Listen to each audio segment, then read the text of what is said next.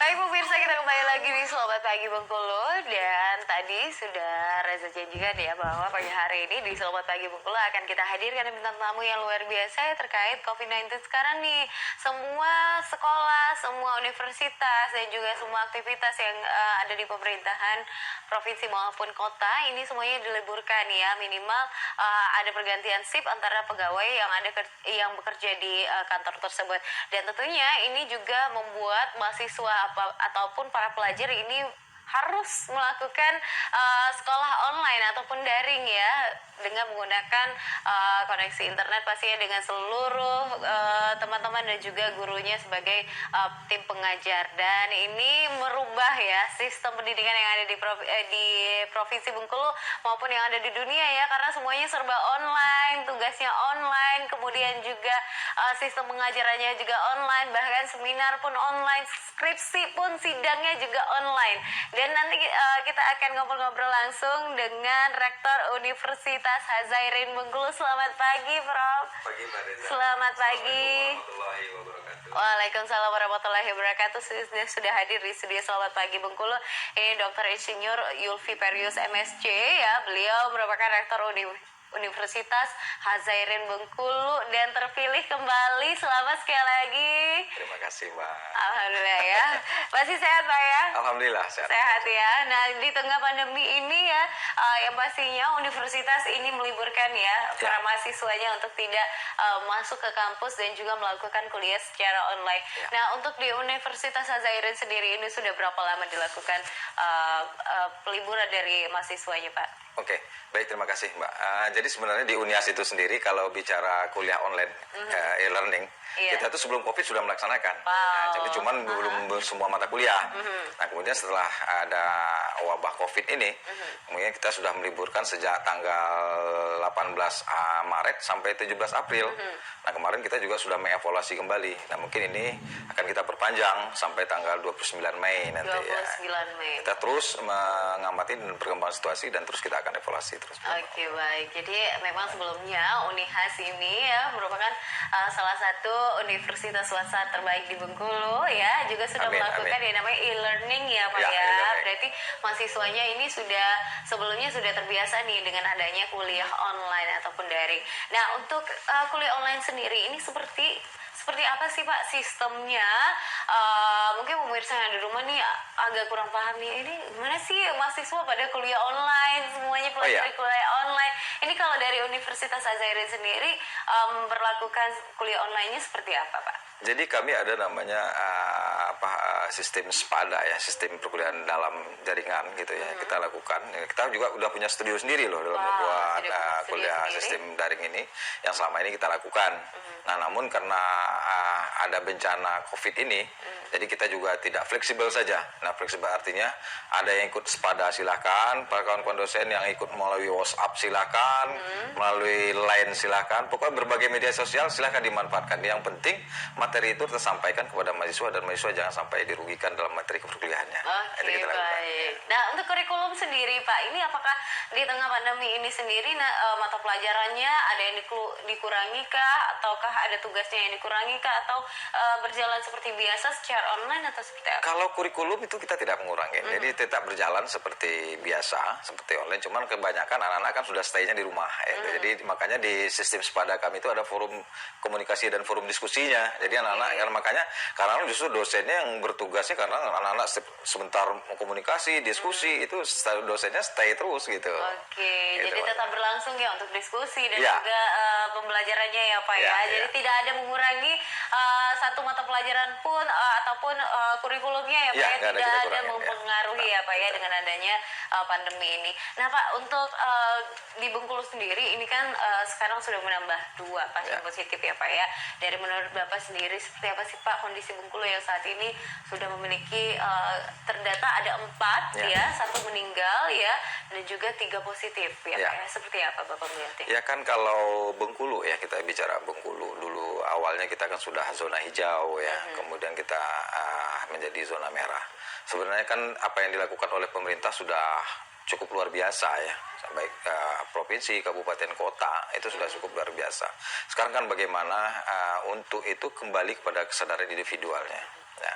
seperti yang dilaksanakan sekarang physical distancing ya. Jadi kita betul-betul mengaturkan itu. Nah, ketika kebijakan itu diambil oleh pemerintah, ini mungkin ada baiknya juga. Saran saya ya, saya setiap hari juga kadang-kadang olahraga di pantai itu, mungkin sore-sore pihak pengambil kebijakan dia coba jalan-jalan deh ke pantai itu.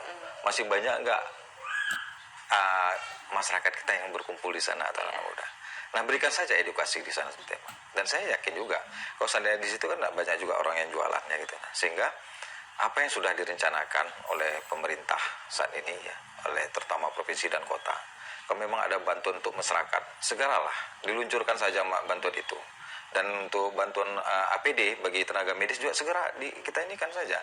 Karena bagaimanapun juga sekarang coba diperhatikan, banyak usaha-usaha itu yang sepi ujungnya. Dia makan pakai apa? Ya, Pak, ya? Iya, jadi pakai apa? Nah, sehingga ketika itu kita luncurkan, kita berikan edukasi, tentu tidak akan lagi ada yang berjualan tadi kan begitu, sehingga tidak akan ada lagi masyarakat yang akan berkunjung ke sana. Nah, tapi kan harus perlu kita lakukan edukasi lah gitu. Kan sebenarnya kalau edukasi itu kan perlu dikatakan, kan salah satu hadis pernah mengatakan satrul iman gitu ya, kebersihan itu adalah sebagian daripada iman sebenarnya. Jadi ketika kita lakukan edukasi terus, jangan sampai terhenti ya gitu. Memang untuk merubah sesuatu dengan kondisi yang pandemi ini kan tidak seperti membalik telapak tangan ya. Jadi makanya apapun program yang sudah dilakukan pemerintah sekarang cukup baik. Cuman yang saya lihat sampai sekarang masyarakat itu menjerit. Bukan masalah corona tapi perutna katanya gitu kan. Nah, masalah perutna ini yang harus kita pikirkan segera. Dan saya lihat masing-masing daerah tingkat 2 maupun provinsi sudah mempunyai anggaran. Nah, ini seharusnya kan itu dapat segera kita luncurkan. Sebenarnya kan base data kita kan sudah punya. Kalau saya nggak salah mungkin di Dinas Sosial juga punya base data ya. Di Dukcapil juga punya base data. Masyarakat yang mana yang harus kita dahulukan membantu? Memiliki kartu KIS mungkin ya Pak ya. Mungkin data-data tersebut bisa digunakan ya untuk segera luncurkan. Jadi jangan kita hanya sekarang ini kan masyarakat kita kan masih mewacanakan di media maupun di media sosial. Wah, kapan ini diluncurkan? Kapan? Segera saja kalau menurut saya gitu ya. Oke, baik. Nah, kalau menurut Bapak sendiri, ini kalau menurut Bapak tadi kan untuk pemerintah jangan sampai terhenti ya untuk kampanyenya untuk stay at home ya. Betul. Apakah dari masyarakat sendiri, dari kacamata Bapak, ini sebenarnya mereka nih kenapa sih masih membandel, masih keluar rumah? Apakah memang ada kebutuhan dan juga atau memang masyarakat ini belum paham tentang COVID-19? Jadi kalau kita bicara sebenarnya sejak awal perubahan terjadi itu kan masyarakat itu sudah paham sebenarnya Mbak. Jadi mulai virus corona bagaimana penyebarannya, penanggulangannya, masyarakat itu sudah paham. Cuman kadang-kadang masyarakat itu ada kebutuhannya yang dia harus penuhi. Yang keluar, seperti kebutuhan itu kan tidak hanya perut. Seperti sore-sore anak-anak berkata, dia juga kebutuhan rekreasinya dibutuhkan. Nah, ini coba kita berikan edukasi. Untuk saat ini coba kita stay dulu. Ya, untuk memutus rantai ini kita harus berdiam di rumah. Kan begitu ceritanya. Nah, ini sehingga jangan sampai nanti itu mewabah, sehingga dari pihak pemerintah, makanya saran saya coba deh sore-sore jalan aja deh, malam aja. Seperti malam tadi juga saya lagi keluar beli obat, luar di Simpang 5 itu juga luar biasa. Masih rame ya Pak ya? Masih rame. Saya perhatikan ya pedagang juga tetap ada, tapi ada kredit-kredit kumpulan-kumpulan anak-anak di situ. Nah, ketika kita memberikan edukasi kepada masyarakat, sehingga edukasinya terintegrate mulai dari RT kita berikan, RW, kelurah, desa, camat, terus saja berkesinambungan. Kita bikin terintegrate. Edukasinya insya Allah pasti jalan. Oke, baik. Jadi menurut Bapak nih edukasinya ya untuk stay at home nih harus gencar ya Pak ya, mulai dari level bawah, mungkin dari lingkungan sekitar ya Pak betul. Dari RT, RW, kemudian mungkin di kota, kemudian juga di Provinsi Bengkulu supaya tetap di rumah untuk menekan penularan dari COVID-19. Nah, dari Universitas Azarian Bengkulu sendiri Pak, ini untuk di kampus mungkin untuk terhenti untuk aktivitas di kampus ini mungkin tidak mungkin ya Pak ya. Ini sistem apa yang diterapkan oleh Bapak untuk karyawan dan juga mahasiswa yang mungkin harus datang ke kampus untuk mungkin minta tanda tangan atau seperti apa Pak? Ya, jadi sekarang di kampus kita karena sudah berbasis IT tadi, minta tanda tangan maupun pendaftaran saya bilang sudah berkas-berkas yang berbentuk fisik, sudah di-scan saja dikirim saya. Ini kan kondisional, ya.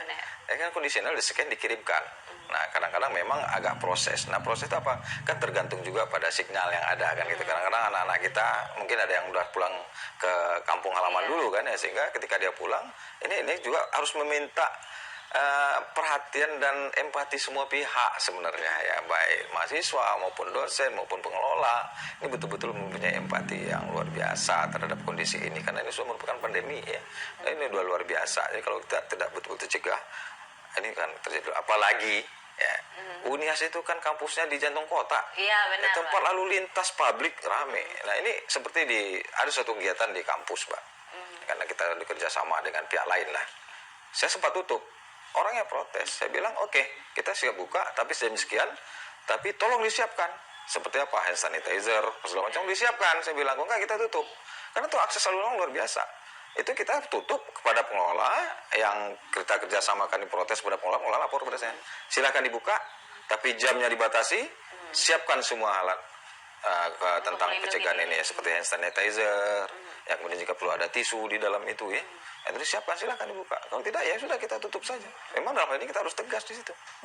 Oke, baik. Jadi memang harus tegas ya Pak ya, iya. untuk menekan penularan dari COVID-19 ini ya. Dan juga ini salut banget sama Universitas Al-Azhar Bengkulu, semuanya untuk tanda tangan dosen, pendaftaran semuanya sudah dilakukan secara online ya Pak ya, tanpa harus mahasiswanya datang ke kampus ya.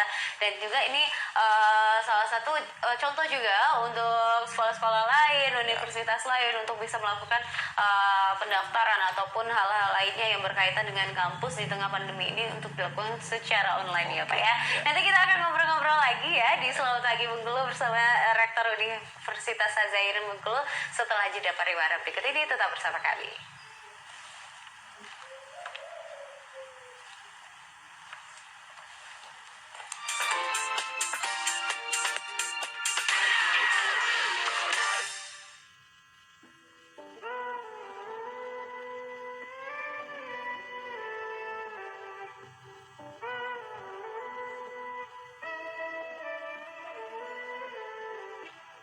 Selamat datang di Barbershop Mr. Tampan.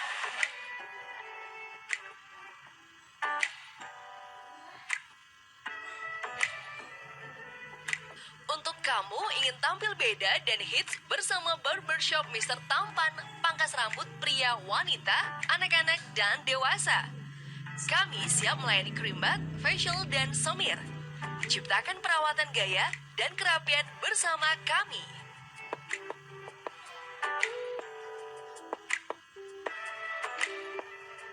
Kunjungi kami Barbershop Mr. Tampan. Untuk kamu, kami siap. Gayamu kami yang punya. Barbershop Mr. Tampan, jalan.